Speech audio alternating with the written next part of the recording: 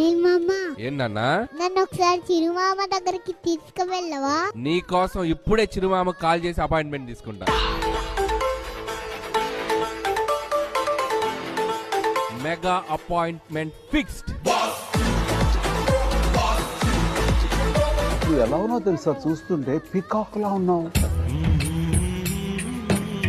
చిరు sir మీకు చెప్పాలనుకుంటున్నాను. చెప్పు నాన్న. రికార్డ్ లో మీ సినిమా ఉండడం కాదు, మీ సినిమా పైన రికార్డ్ ఉంటుంది. ఏమి సన్న పిల్ల, నీ ముక్కు మీద కోపం కొంచెం తగ్గాలే పిల్ల.